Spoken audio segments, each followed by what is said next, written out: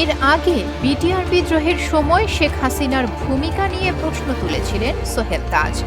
সেই সময় সোহেল তাজ স্বরাষ্ট্র প্রতিমন্ত্রীর দায়িত্বে ছিলেন, কিন্তু তা সত্ত্বেও তিনি বিটিআর বিদ্রোহ চলাকালীন সংকট নিরসনে তেমন কোনো উল্লেখযোগ্য ভূমিকা রাখতে পারেননি। না পারার কারণ হিসেবে তিনি শেখ হাসিনার দিকেই আঙুল তুলেছিলেন। এখন আবারও শেখ হাসিনার বিরুদ্ধে সোহেল তাজের বিস্ফোরক মন্তব্য।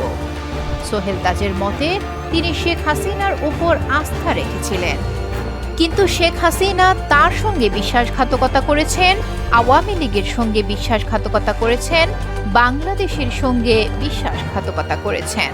একটি ইউটিউব চ্যানেলে দেয়া সাক্ষাৎকারে এমন গুরুতর মন্তব্য করেন তিনি।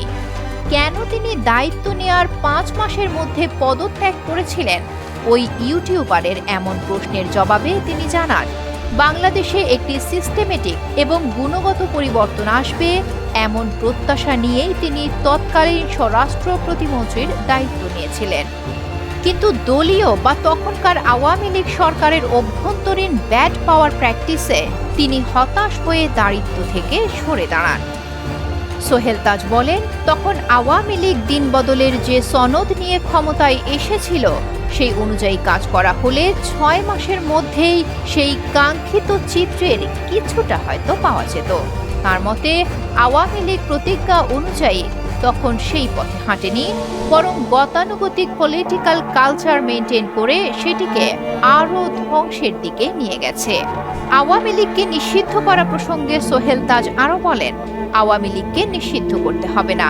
হত্যা, গুম, খুন, দুর্নীতির সঠিক বিচার হলে এমনিতেই আওয়ামী লীগের অস্তিত্ব ধ্বংস হয়ে যাবে। দর্শক, আপনিও কি তাই মনে করেন?